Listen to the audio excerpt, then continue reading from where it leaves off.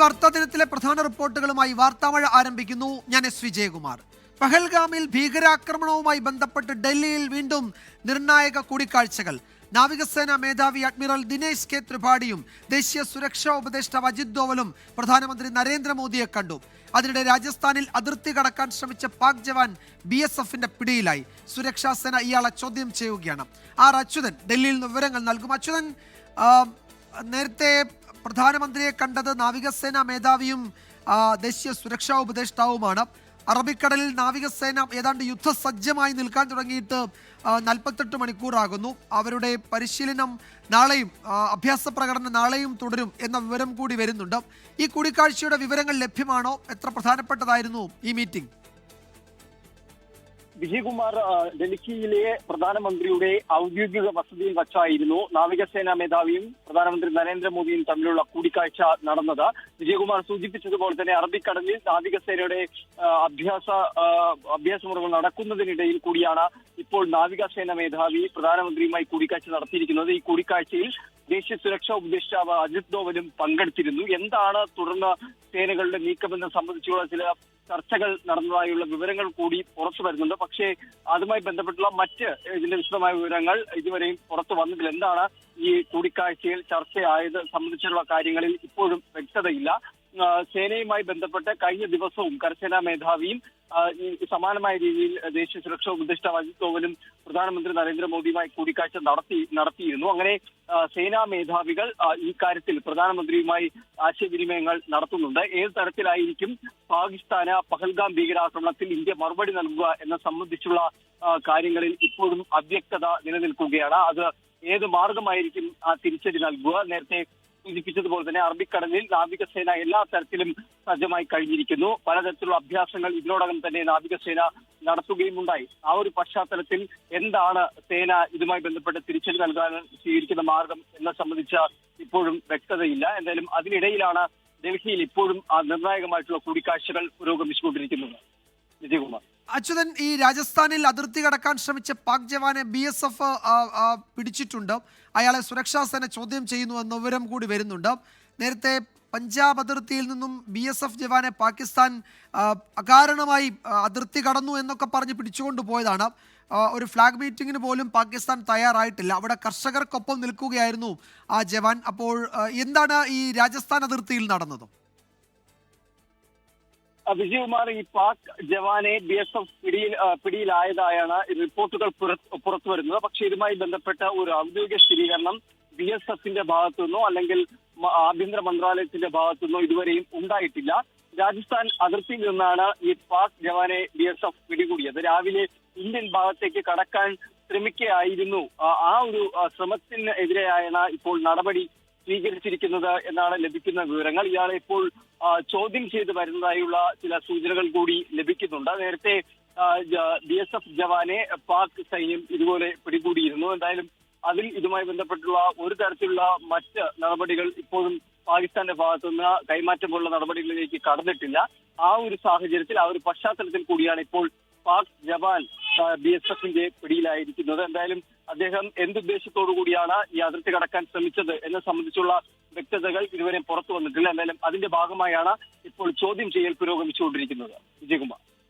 ഡൽഹിയിൽ നിർണായക യോഗങ്ങൾ രാത്രിയും നടക്കുകയാണ്. നാവികസേനാ മേധാവി അഡ്മിറൽ ദിനേശ് കെ ത്രിപാഠിയും ദേശീയ സുരക്ഷാ ഉപദേഷ്ടാവ് അജിത് ഡോവലും പ്രധാനമന്ത്രി നരേന്ദ്രമോദിയെ കണ്ടു.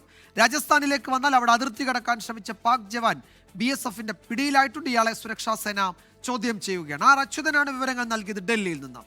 പാക് പ്രകോപനം തുടരുന്നതിനിടെ അതിർത്തി ഗ്രാമങ്ങളിലെ ജനങ്ങൾക്ക് സൈന്യം ജാഗ്രതാ നിർദ്ദേശം നൽകി. പൂഞ്ച്, രജൌരി മേഖലകളിൽ ജനങ്ങൾ ബങ്കറുകളിലേക്ക് മാറിയിട്ടുണ്ട്. പൂഞ്ചിൽ നിന്നും ഞങ്ങളുടെ പ്രതിനിധികളായ ബൽറാം നെടുങ്ങാടിയും ജോഗേഷ് സിംഗും തയ്യാറാക്കിയ റിപ്പോർട്ട് കാണാം.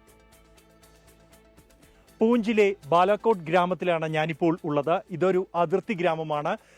ഇതിന് ഏതാണ്ട് മീറ്ററുകൾ മാത്രം അകലെയാണ് പാകിസ്ഥാന്റെ അതിർത്തി പങ്കിടുന്നത്. അതുകൊണ്ട് തന്നെ തുടർച്ചയായി ആക്രമണങ്ങൾ സ്ഥിരമായി നേരിടുന്ന ഒരു പ്രദേശം കൂടിയാണ് ഇവിടം. കഴിഞ്ഞ വർഷങ്ങളിൽ 2019 വരെ നിരവധി ആക്രമണങ്ങൾ, ഷെല്ലാക്രമണങ്ങൾ രാത്രിയും പകലും ഈ മേഖലയിൽ ഉണ്ടാകാറുണ്ട്.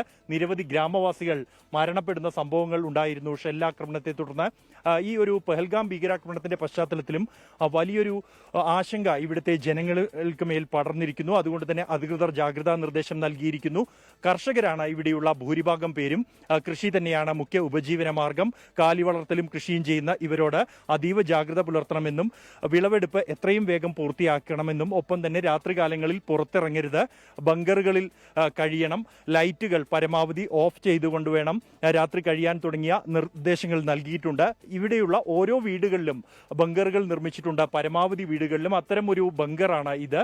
2017 മിന്നലാക്രമണത്തിന് ശേഷമാണ് ഈ മേഖലയിൽ കൂടുതലായി ബങ്കറുകൾ, ഏതാണ്ട് 3 ജില്ലകളിലായി 14,000-ലേറെ ബങ്കറുകളാണ് നിർമ്മിച്ചിരിക്കുന്നത്. ഇവിടെയുള്ള ജനങ്ങൾ ഈ ഒരു ആശങ്ക, ഇപ്പോൾ ഈ പഹൽഗാം ഭീകരാക്രമണത്തിന് ശേഷമുള്ള ആശങ്ക ഇവരെയും ബാധിച്ചിട്ടുണ്ട്. ജി ഇധർ കാ സ്ഥിതി കൈസേ ഹൈ? അറ്റാക്ക് ഹോ രഹേ ഉസ് സൈഡ് से शेल वगैरह होता है? बहुत अटैक होता है, गोले पाकिस्तान मारता है और इधर वाले कुछ नहीं तकलीफ देने आपको। आपको आसपास में कभी हुआ है शेल से? हाँ, और निरे नहीं शर शेलिंग हुआ है? शैलेंगे और निरे नहीं, कोई 2 साल हो ये बंद हो नहीं इसला नहीं उनको नवे सिर खरा शुरू कर सर। 2 വർഷമായി ഇപ്പോൾ പ്രശ്നങ്ങളൊന്നുമില്ല. അതുവരെ സ്ഥിരമായി ഷെല്ലാക്രമണം ഈ മേഖലയിൽ ഉണ്ടായിരുന്നു എന്നാണ് ഈ മുത്തശ്ശി പറയുന്നത്. ജി അബി തോ സ്ഥിതി കൈസേ? जी जी अभी तो पहलगाम के बाद भी स्थिति खतरनाक हुआ है, इधर कुछ हुआ है अभी तक इधर कुछ नहीं हुआ। जब से उधर हुई थी तब से इधर कुछ नहीं हुआ है, ठीक ठाक है सब। लेकिन बंकर में रहते हैं? हाँ, बंकर में रहते हैं। जब हमें कोई होती है तो हम बंकर में ही रहते हैं। ഈ ഒരു ആശങ്ക അല്ലെങ്കിൽ ഒരു ജാഗ്രതാ നിർദ്ദേശം ലഭിച്ചതിന് ശേഷം ഇവർ താമസം ബങ്കറുകളിലേക്ക് മാറ്റിയിരിക്കുകയാണ്. ഇത്തരത്തിൽ കട്ടിയുള്ള കോൺക്രീറ്റ് കൊണ്ട് ഉണ്ടാക്കിയതാണ് ഈ ബങ്കർ. ഒരു കുടുംബത്തിന് താമസിക്കാൻ കഴിയുന്ന രീതിയിലുള്ള ഒരു ഫാമിലി ബങ്കറാണ് ഈ കാണുന്നത്. ഇതുപോലെ കമ്മ്യൂണിറ്റി ബങ്കറുകൾ 2-3 കുടുംബങ്ങൾക്ക് കഴിയാൻ കഴിയുന്ന തരത്തിലുള്ള കമ്മ്യൂണിറ്റി ബങ്കറുകളും ഇവിടെയുണ്ട്. ഇതൊരു ഫാമിലി ബങ്കറാണ്. ഈ ഒരു കുടുംബത്തിന് കഴിയാൻ കഴിയുന്ന രീതിയിൽ അവർക്ക് അപകടമില്ലാതെ ഷെല്ലാക്രമണത്തെ ചെറുക്കാൻ കഴിയുന്ന രീതിയിലുള്ള ഒരു ബങ്കറാണ് ഇത്. ഇവർ താമസം പൂർണ്ണമായും ഇവിടേക്ക് മാറ്റിയിരിക്കുന്നു. രാത്രികാലങ്ങളിലും പകലും ഇവിടെ തന്നെയാണ് താമസം ഉള്ളത്. അത്രത്തോളം ആശങ്ക അതിർത്തി മേഖലകളിൽ ഈ ഒരു പഹൽഗാം ഭീകരാക്രമണത്തിന് പിന്നാലെ ബാധിച്ചിട്ടുണ്ട് ആശങ്ക. ഇത്തരത്തിലുള്ള സമീപ പ്രദേശങ്ങളിലുള്ള വീടുകളിലെ ആളുകളെല്ലാം തന്നെ ബങ്കറുകളിലേക്ക് താമസം മാറ്റിയ ഒരു കാഴ്ചയാണ് ഈ ഒരു പഹൽഗാം ഭീകരാക്രമണത്തിന് ശേഷമുള്ള സാഹചര്യത്തിൽ നമുക്ക് ഈ അതിർത്തി ഗ്രാമങ്ങളിൽ കാണാൻ കഴിയുന്നത്. പൂഞ്ചിലെ ബലാക്കോട്ടിൽ നിന്നും ജോഗേഷ് സിംഗിനൊപ്പം ബൽറാം നെടുങ്ങാടി, 24.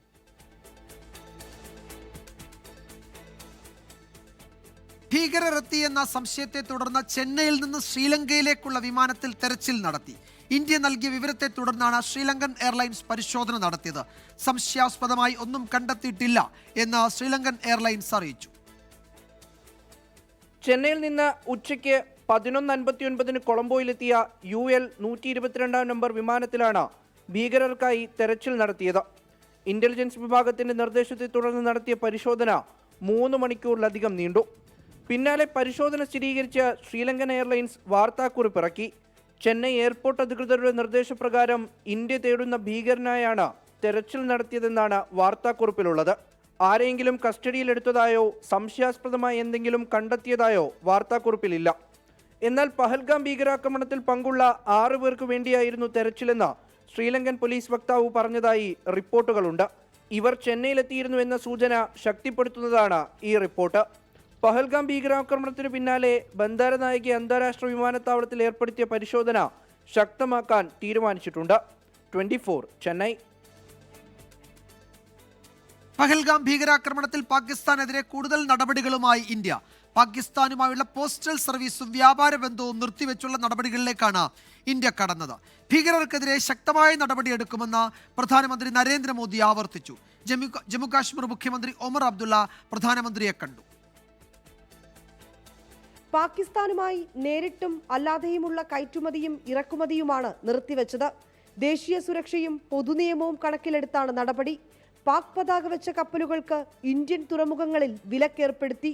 ഇന്ത്യൻ പതാക വെച്ച കപ്പലുകൾ പാകിസ്ഥാൻ തുറമുഖങ്ങളിൽ പ്രവേശിക്കരുതെന്നും നിർദ്ദേശമുണ്ട്.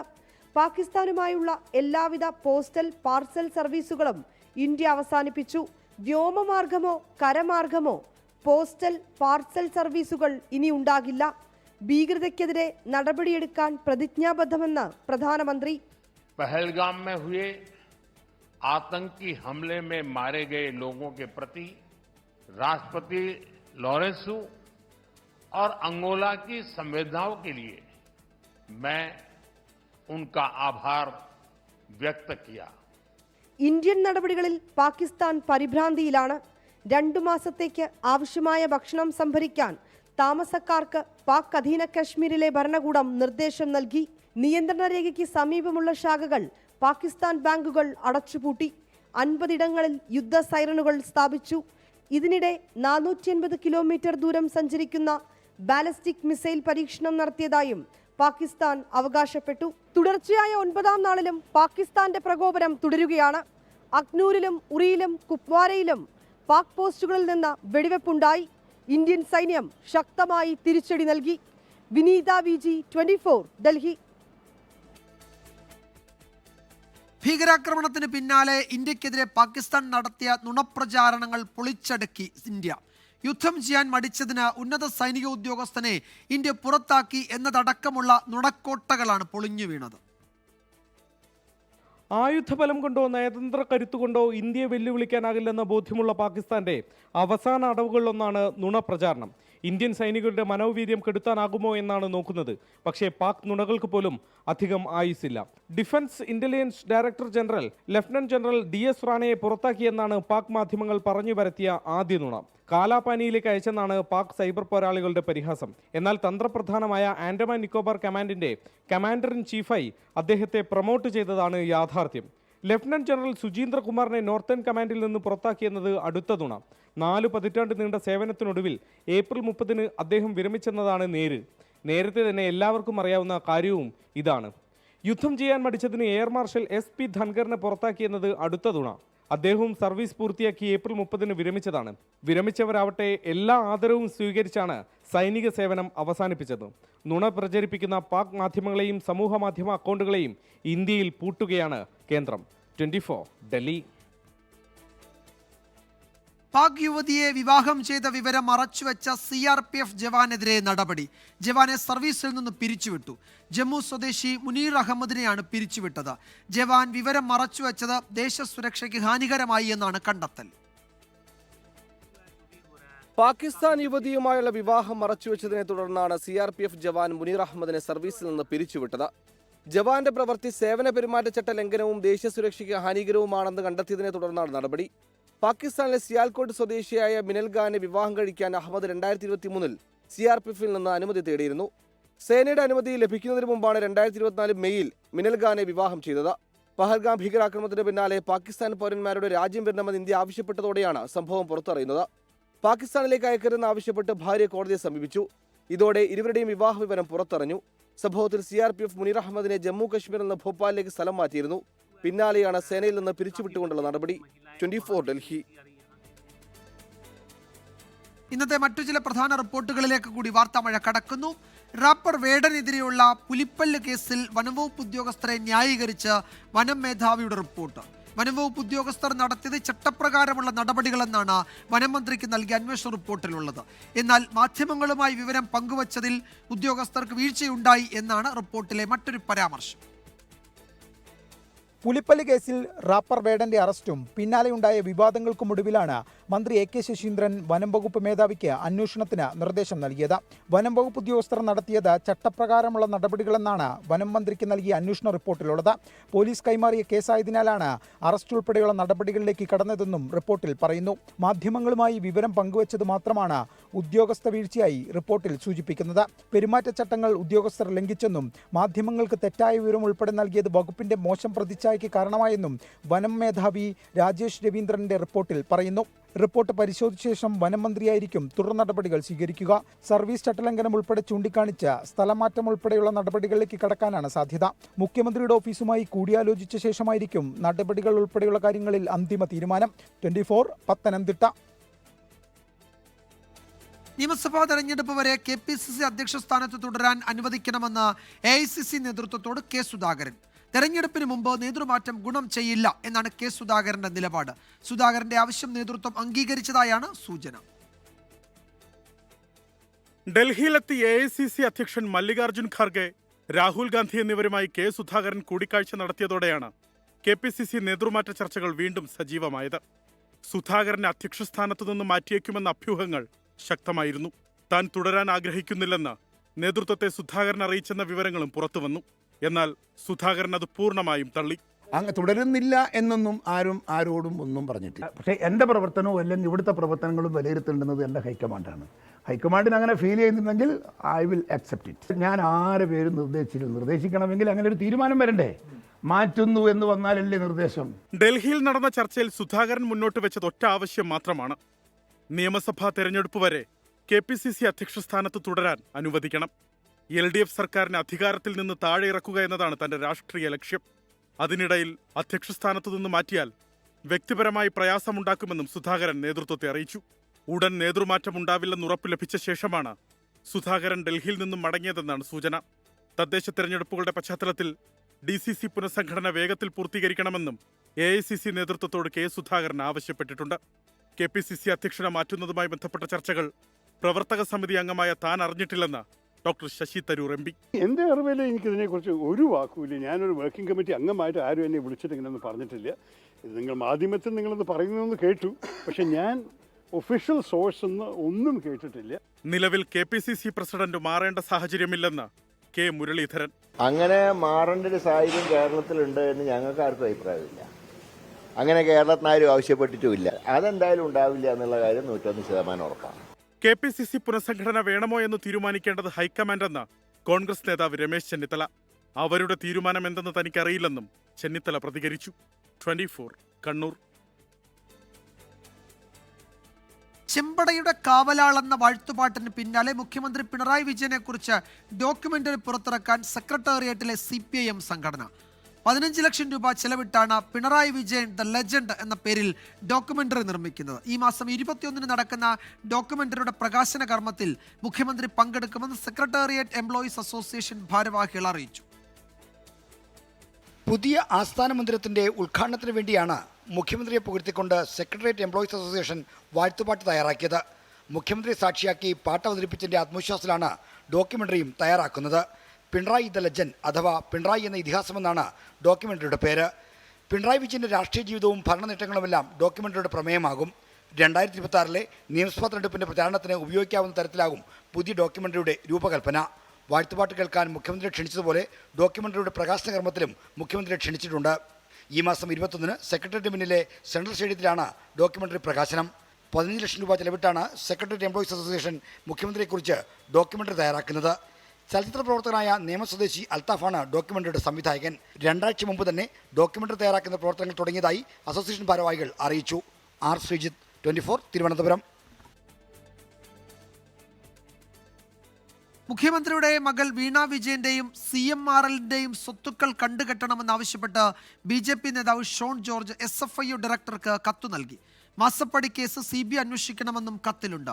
SFIO കുറ്റപത്രപ്രകാരം CMRL കമ്പനിയിൽ 252 കോടി രൂപയുടെ തിരിമറിയാണ് നടന്നിട്ടുള്ളത്. സേവനങ്ങളൊന്നും നൽകാതെ 2.8 കോടി രൂപ മുഖ്യമന്ത്രിയുടെ മകൾ വീണ CMRL നിന്ന് കൈപ്പറ്റിയെന്നാണ് SFIO കുറ്റപത്രം.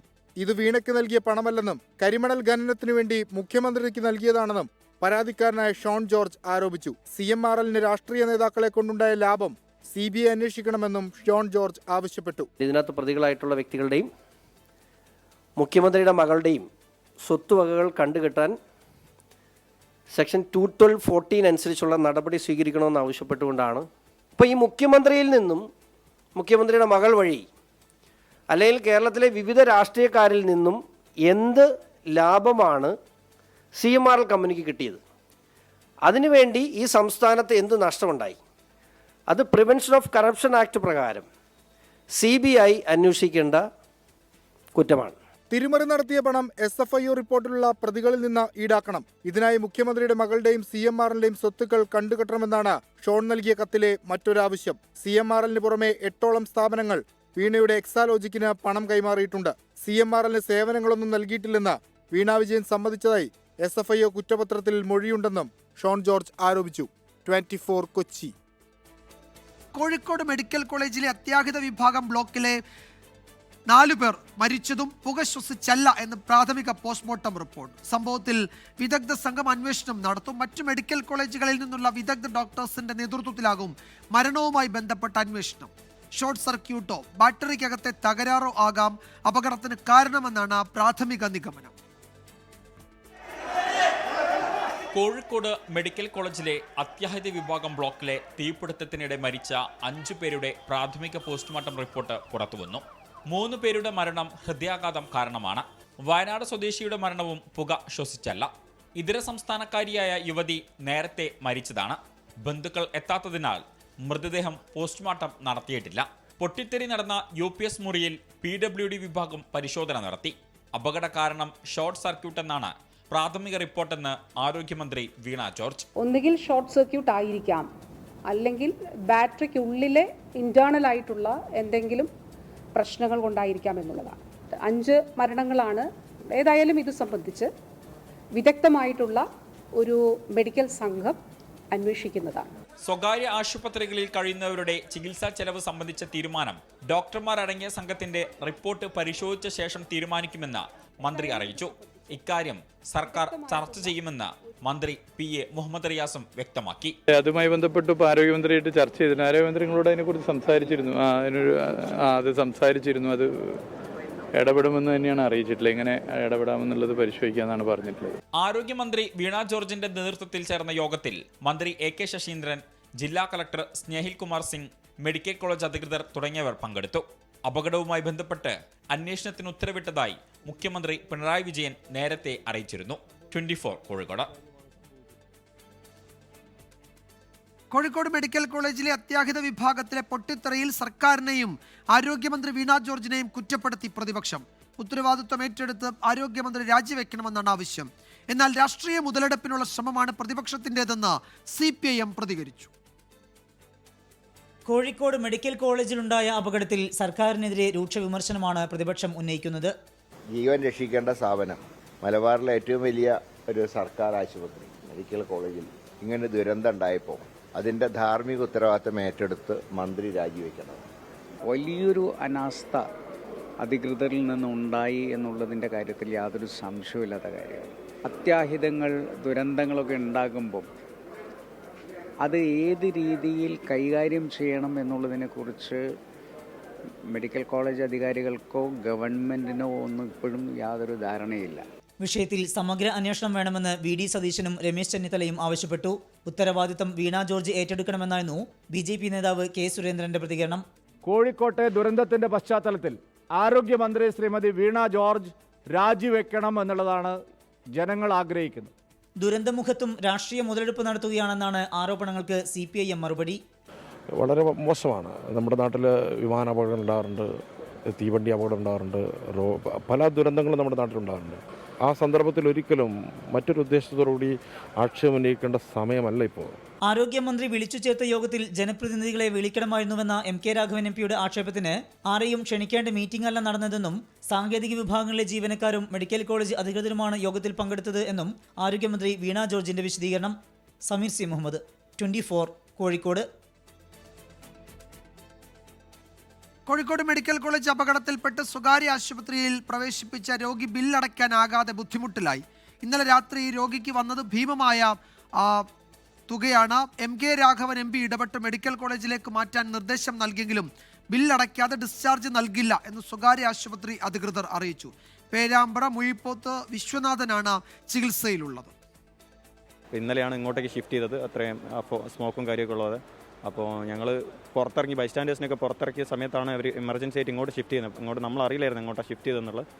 അപ്പോൾ ഒരു 45 മിനിറ്റ്സ് കഴിഞ്ഞിട്ടാണ് പറയുന്നത് ഇങ്ങോട്ടാണ് ഷിഫ്റ്റ് ചെയ്തെന്നുള്ളത്. ഫിനാൻഷ്യൽ ഇഷ്യൂസ് ഒന്നും വരില്ല എന്നാണ് ആദ്യം പറഞ്ഞത്. ഞാൻ ചോദിച്ചായിരുന്നു. അപ്പോൾ ഇന്നിപ്പം ഇത്രയും വലിയൊരു എമൗണ്ടാണ്, 40,000. ഇപ്പോൾ ഡിസ്ചാർജിൻ്റെ സമയത്താണ് ഒരു ഹ്യൂജ് എമൗണ്ട് ആയിട്ട് വന്നത്. നിങ്ങൾ തിരിച്ച് മെഡിക്കൽ കോളേജിലേക്ക് തന്നെ പോകാൻ ആഗ്രഹിച്ചിട്ടാണ് സംസാരിച്ചിട്ട് അവിടെ ബെഡ് അവൈലബിലിറ്റി ആയിട്ടുണ്ട്. ഓക്സിജൻ ബെഡ് മതി. സോ അവിടെ അവർ എടുക്കാൻ റെഡിയായി നിൽക്കുകയാണ്. അപ്പോൾ ഇവരിവിടെ ഈ ബില്ലിൻ്റെ കാര്യം അവർക്ക് കോളൊന്നും ഹയർ അതോറിറ്റീസിൻ്റെ അടുത്ത് കിട്ടിയിട്ടില്ല. അപ്പം നോട്ടിഫിക്കേഷൻ കിട്ടാത്തൊരു സ്ഥിതിക്ക് അവർക്ക് ഇങ്ങനെ വിടാനും ഉള്ള ഇതുണ്ടെന്ന് പറഞ്ഞു. രോഗിയെ ഉടൻ തന്നെ ഡിസ്ചാർജ് ചെയ്യുമെന്ന് സ്വകാര്യ ആശുപത്രിയുടെ വിശദീകരണം വന്നിട്ടുണ്ട്. മന്ത്രി PA മുഹമ്മദ് റിയാസ് വിളിച്ചിരുന്നുവെന്നും ആശുപത്രി ബില്ലിൽ തീരുമാനമാക്കാമെന്ന് ഉറപ്പ് നൽകിയിട്ടുണ്ട് എന്നും ആശുപത്രി അധികൃതർക്ക് അറിയിപ്പ് കിട്ടിയിട്ടുണ്ട്. ഷഹദ് റഹ്മാൻ വിവരങ്ങൾ നൽകും കോഴിക്കോട്ട് നിന്ന്. ഷഹദ്, ഇന്ന് ഈ ആരോഗ്യമന്ത്രി വീണ ജോർജിന്റെ വാർത്താ സമ്മേളനത്തിൽ ഈ വിഷയം മാധ്യമപ്രവർത്തകർ ചോദിച്ചതാണ്. അപ്പോൾ ഈ സ്വകാര്യ ആശുപത്രിയിലേക്ക് മാറ്റിയ അവിടുത്തെ രോഗികളുടെ ബില്ലിൻ്റെ കാര്യത്തിൽ എന്ത് തീരുമാനമെടുക്കുമെന്ന് ആ ഘട്ടത്തിൽ ആരോഗ്യമന്ത്രി ഒരു മറുപടിയും പറഞ്ഞില്ല. യഥാർത്ഥത്തിൽ അത്തരം രോഗികളെ അടിയന്തരമായി സഹായിക്കേണ്ടതായിരുന്നു. കാരണം മെഡിക്കൽ കോളേജിൽ ഒരു അത്യാഹിതം ഉണ്ടായതുകൊണ്ടാണല്ലോ ഇവർക്ക് സ്വകാര്യ ആശുപത്രിയെ ആശ്രയിക്കേണ്ടി വന്നത്. അവർക്ക് തിരികെ വരണമെങ്കിൽ ഇപ്പോൾ ഇത്രയും ഭീമമായ ബില്ല്, ഒരു ദിവസം കൊണ്ട് 40,000 രൂപയാണ് വരുന്നത്. അപ്പോൾ ഇതിൽ എന്ത് പരിഹാരമാണ് ഇപ്പോൾ ഉണ്ടായിരിക്കുന്നത് ഷാഹദ്? ഈ വിഷയത്തിൽ ഇപ്പോഴും ഒരു വ്യക്തത കൈവന്നിട്ടില്ല. കാരണം ഇത്തരത്തിൽ സ്വകാര്യ ആശുപത്രികളിൽ ചികിത്സയിൽ കഴിയുന്ന ആളുകളുടെ ബില്ല് അല്ലെങ്കിൽ അവരുടെ തുടർന്നുള്ള കാര്യങ്ങൾ എങ്ങനെയായിരിക്കുമെന്നത് സംബന്ധിച്ച് ഇപ്പോഴും ഒരു വ്യക്തത വന്നിട്ടില്ല. വിജയകുമാർ സൂചിപ്പിച്ചതുപോലെ തന്നെ ആരോഗ്യമന്ത്രിയോട് നമ്മൾ തുടർച്ചയായി ഈ വിഷയം ആരാഞ്ഞിട്ടുണ്ടായിരുന്നു. ഒപ്പം തന്നെ മന്ത്രി മുഹമ്മദ് റിയാസിനോടും ഈ വിഷയം ആരാഞ്ഞിട്ടുണ്ടായിരുന്നു. എന്നാൽ ആ ഘട്ടത്തിൽ പിന്നീട് ആലോചിച്ച് തീരുമാനിക്കാം എന്നുള്ളൊരു മറുപടി മാത്രമാണ് ലഭ്യമായിട്ടുണ്ടായിരുന്നത്. ഇപ്പോൾ ഈ നമ്മൾ വാർത്ത റിപ്പോർട്ട് ചെയ്ത ഈ കേസ്, വിശ്വനാഥന്റെ കേസ് എന്ന് പറയുന്നത് മാധ്യമങ്ങൾ തുടർച്ചയായിട്ട് റിപ്പോർട്ട് ചെയ്ത പശ്ചാത്തലത്തിലാണ് മന്ത്രി മുഹമ്മദ് റിയാസിന്റെ ഒരു ഇടപെടൽ ഈ വിഷയത്തിൽ ഉണ്ടായിരിക്കുന്നത്. ഉടൻ തന്നെ ഈ സ്വകാര്യ ആശുപത്രി മാനേജ്മെന്റുമായി മന്ത്രി വിളിക്കുന്നു, ഇടപെടുന്നു. തുടർന്ന് ഉടൻ തന്നെ അവരെ ഡിസ്ചാർജ് ചെയ്യാൻ നിർദ്ദേശിക്കുന്നു. അപ്പോൾ ആശുപത്രി അധികൃതർ പ്രധാനമായിട്ടും 2 ഡിമാൻഡാണ് മുന്നോട്ട് വെച്ചിട്ടുണ്ടായിരുന്നത്. അതിൽ ഒന്ന് എന്ന് പറയുന്നത് ഈ ഒരു രോഗി മാത്രമല്ല ആശുപത്രിയിൽ ചികിത്സയിലുള്ളത്. ഓൾറെഡി ഒരു രോഗി ഉണ്ടായിരുന്നു, അവർ പകുതി പണമടച്ച് ഡിസ്ചാർജ് വാങ്ങിപ്പോയി. ഇനിയും രോഗികൾ ഈ ആശുപത്രിയിലുണ്ട്. അപ്പോൾ അവരുടെ കാര്യത്തിൽ എന്ത് ചെയ്യും? അതിലൊരു തീരുമാനം ഉണ്ടാകണം. സാധാരണ ഇത്തരം സംഭവങ്ങൾ ഉണ്ടാകുന്ന ഘട്ടത്തിൽ സർക്കാരിന്റെ ഭാഗത്തു നിന്ന് ഏതെങ്കിലും തരത്തിലുള്ള ഉറപ്പുകളോ അല്ലെങ്കിൽ സർക്കാർ ഏതെങ്കിലും വഴി പണം സംഘടിപ്പിച്ച് തരാറാണ് പതിവ് എന്നുള്ളത്. ആ കാര്യത്തിൽ ഒരു തീരുമാനം ഉണ്ടാക്കണം. ഈ വിഷയത്തിൽ, അതായത് ഇപ്പോൾ ഈ നമ്മൾ വാർത്ത റിപ്പോർട്ട് ചെയ്യുന്ന വിശ്വനാഥന്റെ വിഷയത്തിൽ ഉടൻ തന്നെ പരിഹാരം ഉണ്ടാക്കാം. പക്ഷേ അതിന്റെ ബില്ല് ആരടയ്ക്കും അല്ലെങ്കിൽ അവർക്ക് ഇളവ് അനുവദിക്കാം, ബാക്കി തുക ആരടയ്ക്കും എന്നൊരു ചോദ്യമാണ് ചോദിച്ചത്. ആ ഘട്ടത്തിൽ മന്ത്രി മുഹമ്മദ് റിയാസ് പറഞ്ഞത് അതിൽ പരിഹാരം ഉണ്ടാക്കാം എന്നൊരു ഉറപ്പ് ആശുപത്രി മാനേജ്മെന്റിന് നൽകി. അതിന്റെ അടിസ്ഥാനത്തിലാണ് ഇപ്പോൾ അവരെ ഡിസ്ചാർജ് ചെയ്യാൻ തീരുമാനിച്ചിട്ടുള്ളത്. MK രാഘവൻ MP ഇതിനോടകം തന്നെ ഈ വിഷയത്തിൽ ഇടപെടുകയും സൂപ്രണ്ടുമായി സംസാരിക്കുകയും സൂപ്രണ്ട് അവിടെ കൂടുതൽ ബെഡുകളും അതുപോലെ തന്നെ വെന്റിലേറ്റർ ഉൾപ്പെടെയുള്ള സൗകര്യങ്ങൾ ഉറപ്പുവരുത്തുകയും ചെയ്തിട്ടുണ്ട്. അപ്പോഴാണ് ഇത്തരത്തിൽ ഈ ബില്ലടയ്ക്കാത്ത പശ്ചാത്തലത്തിൽ ആശുപത്രിയിൽ നിന്ന് ഡിസ്ചാർജ് ചെയ്യില്ല എന്നൊരു കാര്യം പറയുകയും പിന്നീട് സൂപ്രണ്ട് തന്നെ ഇതുമായി ബന്ധപ്പെട്ട് ജില്ലാ കളക്ടറെ അറിയിക്കുകയും ചെയ്തത്. പിന്നീടാണ് മന്ത്രി ഉൾപ്പെടെയുള്ള ആളുകളുടെ ഇടപെടൽ ഈ വിഷയത്തിൽ ഉണ്ടായത്. എന്തായാലും ഇപ്പോൾ ഈ വിശ്വനാഥനും കുടുംബത്തിനും തിരികെ കോഴിക്കോട് മെഡിക്കൽ കോളേജ് ആശുപത്രിയിലേക്ക് തന്നെ പോകാം എന്നുള്ളൊരു കാര്യമാണ് ഈ ഒരു ഘട്ടത്തിൽ നമുക്ക് മനസ്സിലാക്കാൻ സാധിക്കുന്നത്. അതിനുള്ള നടപടികൾ അവിടെ ആരംഭിക്കുകയും ചെയ്തിട്ടുണ്ട്. പേരാമ്പ്ര സ്വദേശി വിശ്വനാഥന്റെ കാര്യത്തിലാണ് ഇപ്പോൾ അത്തരമൊരു തീരുമാനമെടുത്തിരിക്കുന്നത്. നിരവധി രോഗികൾ ആ നിലയിൽ പല ആശുപത്രികളിൽ, സ്വകാര്യ ആശുപത്രികളിലൊക്കെ വിവിധ ഇടങ്ങളിൽ ചികിത്സയിലുണ്ട്. അവരൊക്കെ സമാനമായ പ്രതിസന്ധി നേരിടും. അപ്പോൾ എല്ലാവരുടെയും കാര്യത്തിൽ എന്ത് തീരുമാനമെടുക്കും എന്ന് തുടർച്ചയായി ആരോഗ്യമന്ത്രിയോട് മാധ്യമപ്രവർത്തകർ ചോദിച്ചതാണ്. അതിന് ഒരു മറുപടി പറഞ്ഞില്ല ആരോഗ്യമന്ത്രി. അതിൽ വരട്ടെ, നോക്കാം എന്ന നിലയിലുള്ള പ്രതികരണമാണ് ഉണ്ടായത്. അപ്പോൾ അടുത്ത ദിവസങ്ങളിലും സമാനമായ പ്രശ്നം ഈ സ്വകാര്യ ആശുപത്രികളെ ആശ്രയിച്ചിരിക്കുന്ന രോഗികൾക്കുണ്ടാകും. അവരുടെ കാര്യത്തിൽ തീരുമാനമെടുക്കും എന്ന് നമുക്ക് പ്രതീക്ഷിക്കാം. ഷഹദ് റഹ്മാനാണ് വിവരങ്ങൾ നൽകിയത്. കൊല്ലം കുന്നിക്കോട് വാക്സിൻ എടുത്തിട്ടും പേവിഷബാധ സ്ഥിരീകരിച്ച 7 വയസ്സുകാരിയുടെ നില ഗുരുതരം. തിരുവനന്തപുരം SIT ആശുപത്രിയിൽ വെന്റിലേറ്ററിലാണ് പെൺകുട്ടി. വാക്സിൻ എടുത്താലും ഞരമ്പുകളിൽ കടിയേറ്റാൽ അപകട സാധ്യത കൂടുതലാണെന്ന് SIT സൂപ്രണ്ട് അറിയിച്ചു. കഴിഞ്ഞ മാസം 8-ാം തീയതിയാണ് കൊല്ലത്ത് വീട്ടുമുറ്റത്ത് നിൽക്കുമ്പോൾ കുട്ടിക്ക് തെരുവുനായുടെ കടിയേറ്റത്. ഉടൻ തന്നെ ആശുപത്രിയിലെത്തിച്ച് പ്രാഥമിക ചികിത്സ നൽകി. വാക്സിനും ആരംഭിച്ചു. വാക്സിൻ അവസാന ഡോസ് എടുക്കുന്നതിന് മുൻപ് പനി ആരംഭിച്ചു. തുടർന്ന് SIT ആശുപത്രിയിൽ എത്തിച്ച ശേഷമാണ് പേവിഷബാധ സ്ഥിരീകരിച്ചത്. ടെമ്പറേച്ചർ കൂടിയിട്ട് ഞാൻ മെഡിസിറ്റി തന്നെ കൊണ്ടുപോയി. അപ്പോൾ ഡോക്ടർ മുറിവ് നോക്കിയിട്ട് പറഞ്ഞു കുഴപ്പമൊന്നുമില്ല, മുറിവെല്ലാം കരിഞ്ഞിരിക്കുന്നു എന്ന് പറഞ്ഞു. അവളെ സ്ഥിരം കാണിക്കുന്ന പുനലൂർ ഇപ്പോൾ വിജയ ജൂബിലി രാജൻ ജോർജ് സാറിനെ കൊണ്ട് കാണിച്ചു. സാറ് പറഞ്ഞു പട്ടി കടിച്ചതാണ്, അപ്പോൾ റിസ്ക് എടുക്കട്ടെ, SITയിലേക്ക് ഇന്ന് തന്നെ പോകാൻ പറഞ്ഞു. അപ്പോൾ 1-ാം തീയതി ഉച്ചയോടെ ഞങ്ങൾ ഇവിടെ എത്തി. SIT ആശുപത്രിയിൽ ചികിത്സയിലുള്ള കുട്ടിയുടെ ആരോഗ്യനില ഗുരുതരമായി തുടരുകയാണ്. പേവിഷബാധ തടയാനുള്ള വാക്സിൻ എടുത്തിട്ടും വിഷബാധ ഏറ്റത് വാക്സിൻ ഫലപ്രദമല്ലാത്തത് കൊണ്ടല്ലെന്നും ആശുപത്രി അധികൃതർ. ഇപ്പം കടിക്കുന്ന സമയത്ത് ഇതിൻ്റെ പല്ലുകൾ ഡയറക്റ്റ് ഞരമ്പിൽ പറ്റുകയാണെങ്കിൽ വൈറസ് ഡയറക്റ്റ് ഞരമ്പിൽ കൂടെ തന്നെ അപ്പോൾ തന്നെ സഞ്ചരിച്ചു തുടങ്ങും. അങ്ങനെയുള്ളൊരു സിറ്റുവേഷൻ വരുമ്പോൾ നമ്മുടെ വാക്സിൻ എത്രത്തോളം അതിനകത്ത് പ്രൊട്ടക്റ്റീവ് ആകുമെന്നുള്ളത് നമുക്ക് പറയാൻ പറ്റില്ല. കുട്ടിയുമായി സമ്പർക്കത്തിലുണ്ടായിരുന്നവർ പ്രതിരോധ വാക്സിൻ എടുക്കണമെന്നും ആരോഗ്യവകുപ്പ് നിർദ്ദേശിച്ചു. കുട്ടിയെ കടിച്ച തെരുവുനായ ചത്തു. 24 തിരുവനന്തപുരം. കൊല്ലം കുന്നിക്കോട് 7 വയസ്സുകാരിക്ക് തെരുവുനായയുടെ കടിയേറ്റ ആ വീടും പരിസരവും നായ്ക്കളുടെ വിഹാര കേന്ദ്രമാണ്. പലതവണ പരാതി നൽകിയിട്ടും നടപടി ഉണ്ടായില്ല എന്ന് നാട്ടുകാർ പറയുന്നു. പ്രദേശത്തെ തെരുവുനായ്ക്കളെ നീക്കം ചെയ്യാൻ പഞ്ചായത്ത് ഭരണസമിതി വിളിച്ചു ചേർത്ത അടിയന്തര യോഗത്തിൽ തീരുമാനമായി. കുന്നിക്കോട് കിണറ്റിൻകര ബംഗ്ലാവ് ജംഗ്ഷനിലുള്ള 7 വയസ്സുകാരിയുടെ വീടിന്റെ പരിസരത്തെത്തുമ്പോൾ അവിടെവിടെയെല്ലാം തെരുവുനായ്ക്കൾ. കുട്ടിക്ക് കടിയേറ്റിടത്തും നിർമ്മാണം പുരോഗമിക്കുന്ന വീട്ടിനുള്ളിലും നായ്ക്കളുടെ സ്വൈരവിഹാരം. ഇപ്പോൾ ഒരു പൊടിക്കുഞ്ഞ് താണ്ട് ഇപ്പോൾ സീരിയസ് ആയിട്ട് കിടക്കുന്നത്. ഇനിയും ആ പട്ടിയുടെ കൂടത്തിൽ ഒരുപാട് പട്ടികളെ അത് കടിച്ചിട്ടുമുണ്ട്. ആ പട്ടികൾ തന്നെ ഈ ചുറ്റും കിടന്ന് കറങ്ങുകയും ചെയ്യുന്നുണ്ട്. എന്തെങ്കിലും നടപടിയിൽ ഇനിയും അപകടങ്ങൾ കൂടാൻ സാധ്യതയുള്ളൂ. സംഭവത്തിന്റെ അടിസ്ഥാനത്തിൽ പഞ്ചായത്ത് ഭരണസമിതി അടിയന്തര യോഗം വിളിച്ചു ചേർത്തു. പ്രദേശത്തെ തെരുവുനായ്ക്കളെ പിടികൂടാൻ തീരുമാനമെടുത്തു. വേസ്റ്റ് ഇടുന്ന ഭാഗങ്ങളിലാണ് തെരുവുനായ്ക്കൾ കൂടുതലായിട്ട് കണ്ടുവരുന്നത്. അപ്പോൾ ഇവയെ നമുക്ക് വന്ധീകരണത്തിന് വിധേയമാക്കി നമ്മളൊരു പുതിയ ഷെൽട്ടർ കുരിയോട്ടുമലയിൽ ആരംഭിക്കുന്നുണ്ട് ജില്ലാ പഞ്ചായത്തിൻ്റെ നേതൃത്വത്തിൽ. അപ്പോൾ എത്രയും വേഗം അതിൻ്റെ പണി പൂർത്തിയാക്കി അതിനെ നമ്മൾ അവിടത്തേക്ക് മാറ്റുന്നതിന് വേണ്ടിയുള്ള ചില തീരുമാനങ്ങൾ ഇന്ന് കമ്മിറ്റിയിൽ എടുത്തിട്ടുണ്ട്. ആരോഗ്യവകുപ്പിൽ നിന്നുള്ള പ്രത്യേക സംഘവും സ്ഥലത്ത് പരിശോധന നടത്തി. കുട്ടിയുമായി സമ്പർക്കത്തിലേർപ്പെട്ടവർ എത്രയും വേഗം പ്രതിരോധ വാക്സിൻ എടുക്കണമെന്നും ആരോഗ്യവകുപ്പ് നിർദ്ദേശിച്ചു. തെരുവുനായി ഭീതിയിലും ആ കുഞ്ഞുമോളുടെ തിരിച്ചുവരവിനായി പ്രാർത്ഥനയോടെ കാത്തിരിക്കുകയാണ് ഈ ഗ്രാമം. കുന്നിക്കോട് 7 വയസ്സുകാരിക്ക് നായയുടെ ആക്രമണമേറ്റ വീട്ടുപരിസരത്ത് നിന്നും ക്യാമറമാൻ രാജ്കിരണിനും അമൽ സുനിലാലിനുമൊപ്പം സുജിത് സുരേന്ദ്രൻ, 24 കൊട്ടാരക്കര. വാക്സിൻ എടുത്ത ശേഷവും പേവിഷബാധയേറ്റുള്ള മരണം പത്തനംതിട്ടയിലും. കഴിഞ്ഞ മാസം 9-ന് 13കാരി മരിച്ചത് പേവിഷബാധയെ തുടർന്ന് എന്ന് സ്ഥിരീകരിച്ചു. പത്തനംതിട്ട പുല്ലാട് സ്വദേശിനി ഭാഗ്യലക്ഷ്മിയാണ് മരിച്ചത്. ആരോഗ്യവകുപ്പിന് വീഴ്ച പറ്റിയെന്ന് പെൺകുട്ടിയുടെ പിതാവ് 24നോട് പറഞ്ഞു. നാരങ്ങാനത്തെ അമ്മ വീട്ടിൽ വെച്ച് ഡിസംബർ 13-നാണ് ഭാഗ്യലക്ഷ്മിക്ക് നായയുടെ കടിയേറ്റത്. തുടർന്ന് കോഴഞ്ചേരി ജില്ലാ ആശുപത്രിയിൽ ചികിത്സ തേടി. പ്രതിരോധ വാക്സിനും എടുത്തു. എന്നാൽ ഏപ്രിൽ മാസം ആദ്യം അസ്വസ്ഥതകൾ പ്രകടിപ്പിച്ച പെൺകുട്ടി ഏപ്രിൽ 9-ന് കൊച്ചിയിലെ സ്വകാര്യ ആശുപത്രിയിൽ മരിച്ചു. സംഭവത്തിൽ ആരോഗ്യവകുപ്പിനും പഞ്ചായത്ത് അധികൃതർക്കും വീഴ്ച പറ്റിയെന്നും കുട്ടിയെ കടിച്ച 3-ാം നാൾ പട്ടി ചത്തിട്ടും ആരും തിരിഞ്ഞു നോക്കിയില്ലെന്നും പിതാവ്. കോഴഞ്ചേരി കൊണ്ടുവന്ന് മുറിവിനും ഇഞ്ചക്ഷൻ എടുത്തതാണ്. അല്ലാതെ 4 ഇഞ്ചക്ഷൻ വേറെ ഉള്ളത് എല്ലാം പൂർത്തിയാക്കി. ഇപ്പം 4-ാമത്തെ മാസം നടന്നുകൊണ്ടിരിക്കുമ്പോഴാണ് കുഞ്ഞിന് ഈ അസ്വസ്ഥത ഉണ്ടാകുന്നതും. 9-ാം തീയതി രാവിലെ 9:22 ആയപ്പോൾ കുഞ്ഞ് മരിച്ചു. ഏപ്രിൽ 9-ന് കുഞ്ഞ് മരിച്ചു. മരണശേഷം പബ്ലിക് ഹെൽത്ത് ലാബിൽ നടത്തിയ പരിശോധനയിലാണ് പേവിഷബാധ സ്ഥിരീകരിച്ചത്. അതേസമയം പ്രോട്ടോകോൾ അനുസരിച്ചുള്ള ചികിത്സകൾ കുട്ടിക്ക് നൽകിയെന്നാണ് ആരോഗ്യവകുപ്പിന്റെ വിശദീകരണം. കുട്ടിക്ക് ആഴത്തിലുള്ള മുറിവുണ്ടായെന്നും നാഡീവ്യൂഹത്തിലൂടെ വൈറസ് വേഗത്തിൽ തലച്ചോറിലെത്തിയെന്നും ജില്ലാ മെഡിക്കൽ ഓഫീസർ വ്യക്തമാക്കി.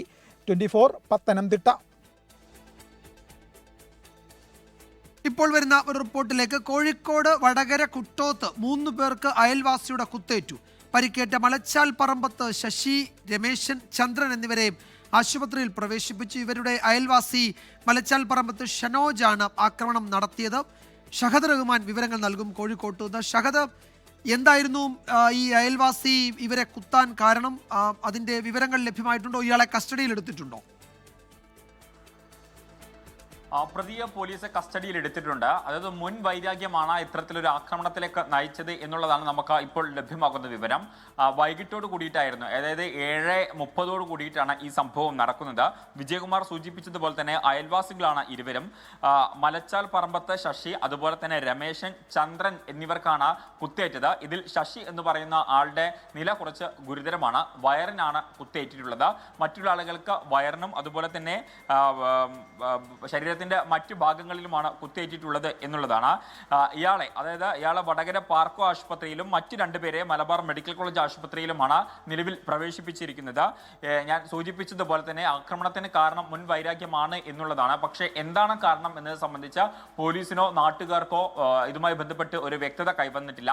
എന്നാൽ അതേസമയം തന്നെ ഈ പ്രതിയായിട്ടുള്ള ആൾ ഷാനൂജ്, ഇയാൾക്ക് ചില മാനസിക പ്രശ്നങ്ങളുണ്ട്, അല്ലെങ്കിൽ ചെറിയ മാനസിക ഇത് കാണിക്കുന്നുണ്ട് എന്ന ഒരു സൂചന പോലീസിന്റെ ഭാഗത്തു നിന്നും ലഭ്യമാകുന്നുണ്ട്. പക്ഷേ എങ്കിൽ പോലും പെട്ടെന്ന് ഇത്തരത്തിൽ 3 പേരെ ആക്രമിക്കാൻ പാകത്തിന് എന്താണ് ഇപ്പോൾ പ്രകോപനം ഉണ്ടായത് എന്നത് സംബന്ധിച്ച് ഒരു വ്യക്തതയില്ല. എന്തായാലും പോലീസ് ഈ പ്രതിയെ കസ്റ്റഡിയിൽ എടുത്തിട്ടുണ്ട്.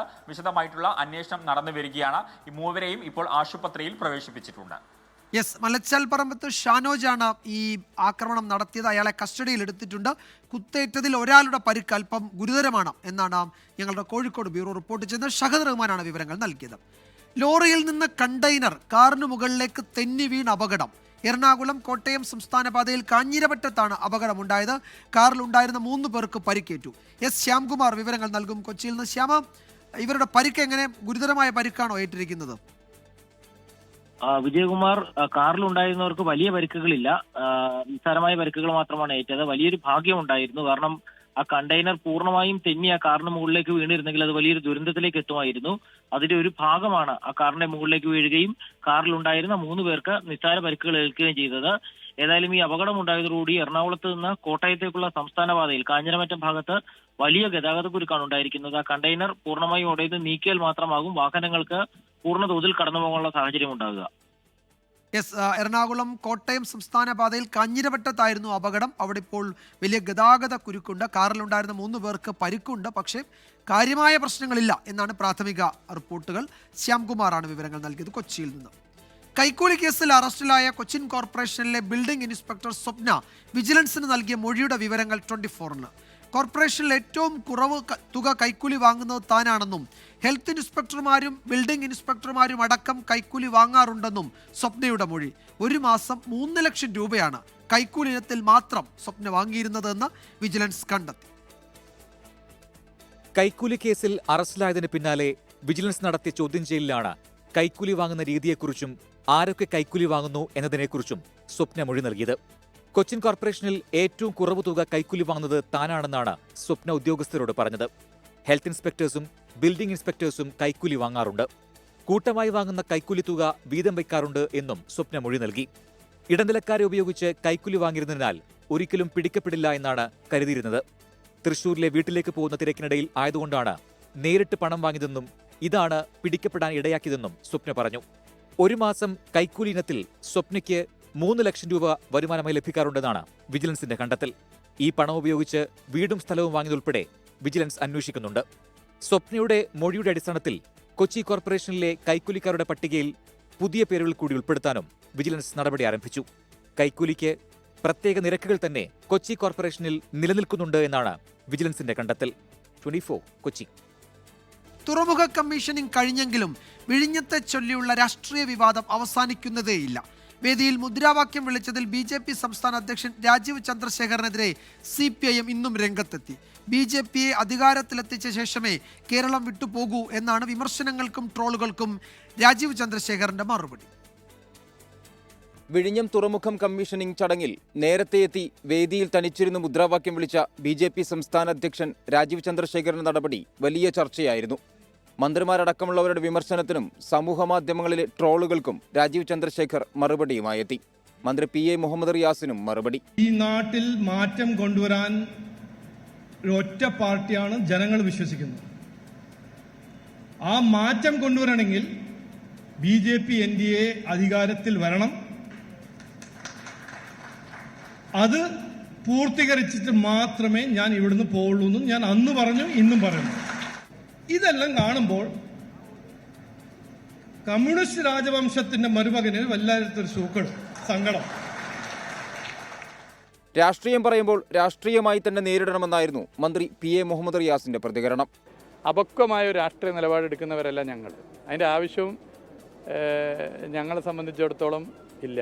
രാഷ്ട്രീയം പറയുമ്പോൾ അതിനെ രാഷ്ട്രീയമായി നേരിടുക. രാഷ്ട്രീയം പറയുമ്പോൾ എന്തോ കുഴപ്പമുണ്ട്, ഡോക്ടറെ കാണിക്കണം എന്നൊക്കെ പറഞ്ഞ് അതുപോലെ അറിയാത്തവരല്ലല്ലോ നമ്മളാരും. അങ്ങനെ പറയാൻ തയ്യാറല്ല. അങ്ങനെ അല്ല ഞങ്ങൾ രാഷ്ട്രീയത്തെ കാണുന്നത്. രാജീവ് ചന്ദ്രശേഖർ മുദ്രാവാക്യം വിളിച്ച് അല്പത്തനം പ്രദർശിപ്പിച്ചെന്നാണ് ദേശാഭിമാനി മുഖപ്രസംഗത്തിലെ വിമർശനം. പിണറായി ഭാവനാശാലിയായ രാഷ്ട്രതന്ത്രജ്ഞനാണെന്നും ചടങ്ങിൽ പങ്കെടുക്കാത്ത പ്രതിപക്ഷ നേതാവിൻ്റെത് സങ്കുചിത രാഷ്ട്രീയമെന്നും ദേശാഭിമാനി മുഖപ്രസംഗത്തിൽ പറയുന്നു. ഉദ്ഘാടന ചടങ്ങിൽ മുൻ മുഖ്യമന്ത്രി ഉമ്മൻചാണ്ടിയുടെ പേര് പരാമർശിക്കാത്തതിൽ ഡോക്ടർ ശശി തരൂർ MP വിമർശനം ഉന്നയിച്ചു. ഇതെല്ലാം ചെയ്ത ശരിക്ക് ഒരു മാർഗം കാണിച്ച ശ്രീ ഉമ്മൻചാണ്ടിയെ ഓർക്കാതിരിക്കുന്നത് അത് ശരിയല്ല എന്നാണ് എൻ്റെ അഭിപ്രായം. അതിനിടെ കേന്ദ്ര തുറമുഖ വകുപ്പ് പുറത്തിറക്കിയ പരസ്യത്തിൽ മുഖ്യമന്ത്രി പിണറായി വിജയന്റെ ചിത്രവും ഉൾപ്പെടുത്തി. നേരത്തെ കേന്ദ്ര സർക്കാർ നൽകിയ പത്രപരസ്യത്തിൽ മുഖ്യമന്ത്രിയുടെ ചിത്രമുണ്ടായിരുന്നില്ല. 24 തിരുവനന്തപുരം. വിദേശ വിദ്യാഭ്യാസം ആഗ്രഹിക്കുന്ന വിദ്യാർത്ഥികൾക്കായി 24 സംഘടിപ്പിച്ച ഗ്ലോബൽ കണക്ട് എഡ്യൂക്കേഷൻ എക്സ്പോ സമാപിച്ചു. കൊച്ചി ഫോറം മാളിൽ നടന്ന എക്സ്പോയിൽ നിരവധി വിദ്യാർത്ഥികൾ പങ്കെടുത്തു. കേരളത്തിലെ ഏറ്റവും വലിയ വിദേശ വിദ്യാഭ്യാസ എക്സ്പോ ആണ് 24ന്റെ നേതൃത്വത്തിൽ സംഘടിപ്പിച്ചത്.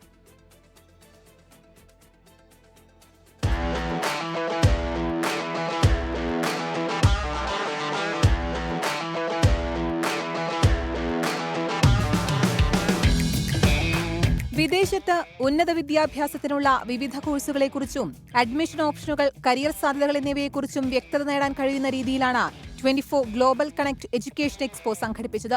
തീർച്ചയായിട്ടും +2 കഴിഞ്ഞുള്ള കുട്ടികൾക്ക് ധാരാളം കോഴ്സുകളുണ്ട് എടുക്കാനായിട്ട്. അത്തരം കോഴ്സുകൾ എടുക്കാനായിട്ട് ഇതുപോലുള്ള എക്സ്പോകളിൽ പങ്കെടുക്കുന്ന വഴി കുട്ടികൾക്ക് ധാരാളം കോളേജുകളെക്കുറിച്ചും വിദേശ രാജ്യങ്ങളെക്കുറിച്ചും അറിയാൻ സാധിക്കുകയും അതിലേതെങ്കിലുമൊക്കെ ഒരു യൂണിവേഴ്സിറ്റിയോ കോളേജൊക്കെ അവർക്ക് എടുക്കാനായിട്ട് സാധിക്കുകയും ചെയ്യും.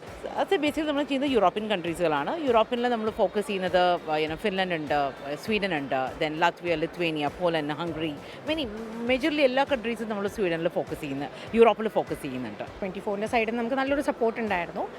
ഇൻ്റർനാഷണൽ ഒരു എഡ്യൂക്കേഷൻ എക്സ്പോ ആണ്. അപ്പോൾ നമുക്ക് ലോട്ട്സ് ഓഫ് കൺട്രീസിനെ കുറിച്ച് നമുക്ക് പ്രസൻറ്റ് ചെയ്യാൻ പറ്റും. ഇവിടെ നല്ലൊരു ഓപ്പർച്യൂണിറ്റിയാണ്.